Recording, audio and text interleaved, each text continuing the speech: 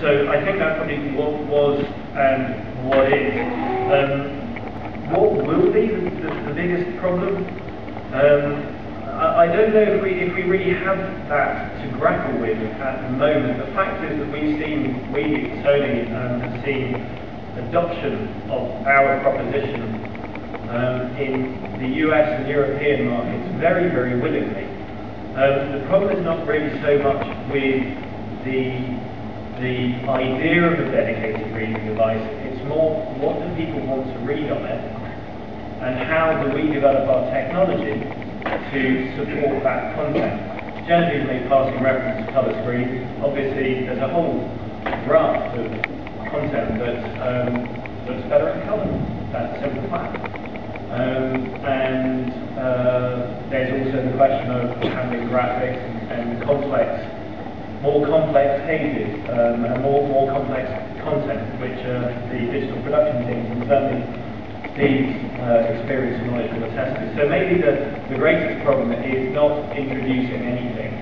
It's developing it at a speed that matches consumers' expectations, and that, as I alluded to in my presentation, actually takes head on the fact that reading is a fairly unique human activity.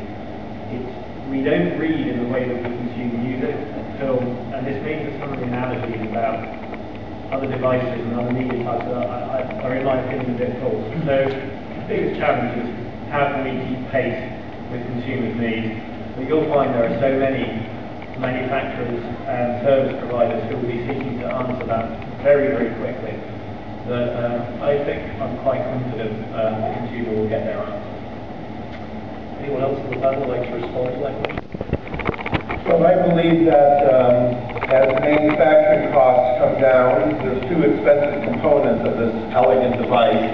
How many have actually held in their hands and sat down and had to experience a Sony reader? So it's a good part of this audience. You know that e-ink technology is unlike any other device sitting at your computer or your notebook or cell phone. This is the most elegant way you can take around 100 books with you everywhere. When the price comes down, I think that will be the final hurdle. And I don't know what that magic price is, but it's still a little bit of a price barrier for the mass markets. And with Sony's help, maybe they'll accelerate through the success of this device reducing the price, and I think we're going to have some very large e-book communities. Thank you, Steve. Other questions?